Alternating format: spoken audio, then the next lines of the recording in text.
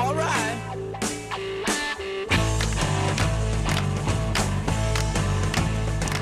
According to a new survey, 70% of American millennials say they'll likely vote socialist, and 1 in 3 of them view communism favorably. This as positive opinions about capitalism has dropped. Given that the top site read by millennials is BuzzFeed, no wonder they think Pol Pot isn't edible. But we've been down this road before, where we mock millennials for their ignorance over systems that have killed as many people as cholera. But maybe it's on us. Somewhere along the line, we broke our commitments to transfer the truths of history to incoming Earthlings.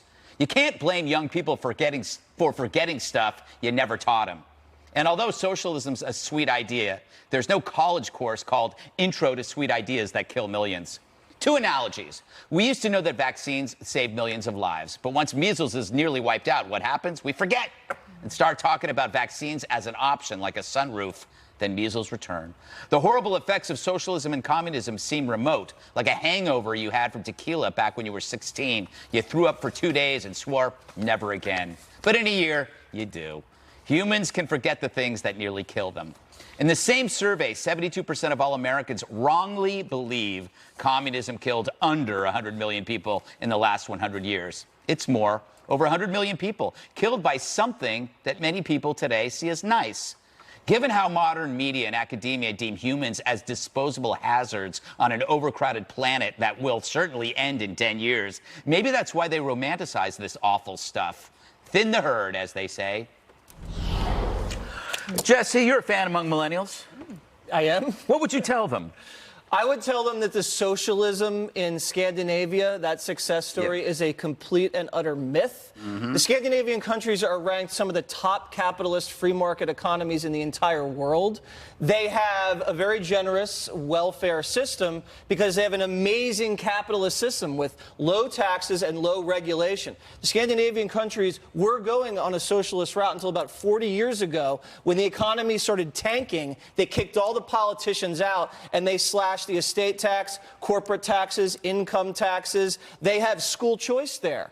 They don't have a lot of regulations. Unions are not very tough. There is no minimum wage laws in these countries. So they can afford this great healthcare system there that takes care of everybody because they don't get involved and overregulate and overly tax these companies and these individuals' income. Now, have you ever heard a groundbreaking result from research and study in the healthcare industry in the Scandinavian countries? No. All the groundbreaking medical research happens in America because we have the freedom we have today. Well, I would say to this, you have young people in this country who feel that the system's been rigged against them, and I would just advise everyone listening, hey, Trump benefited a lot from this in terms of older people thinking, hey, this system is rigged against me.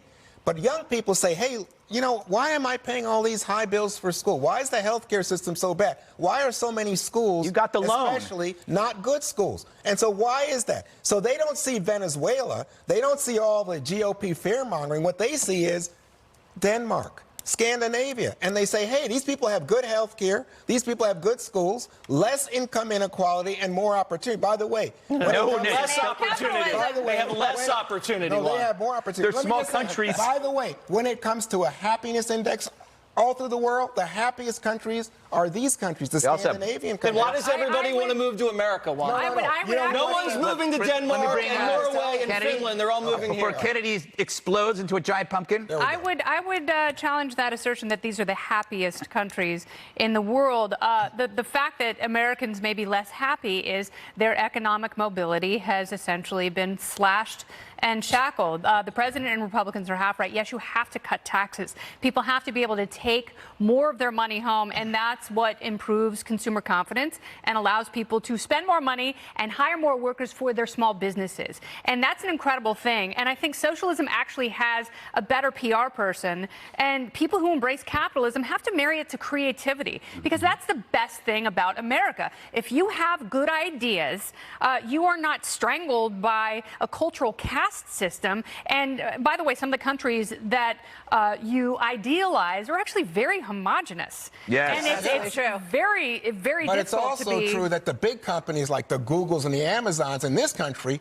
are strangling up, making it harder for small businesses that's to because move of up. crony capitalism. Well, that's what's going on. That's what the young people see as a rigged system. That's antithetical to freedom, but we need more freedom. And by the way, my mom came over on a boat from Romania. Her parents took 3 kids and 1 suitcase because they had to outrun the commies. Yeah. And their country was decimated by socialism and communism. And those are real stories. And those are people whose private property was taken away by force, and they had to craft all new dreams, and they did that here. My grandparents sent all 4 of their kids to college, That's 3 of whom served in the Navy. That's the American dream, but I don't think the young people are talking about state ownership of major industries. Martha, They're let's get also you. in a position where Let's let Martha these- speak. many of the younger people on this spectrum have grown up in a period of 10+ years of economic expansion through no fault of their own. They don't actually understand what it's like to be in an economy that's difficult. They didn't grow up during the Cold War. They don't understand what happened in October under President Kennedy.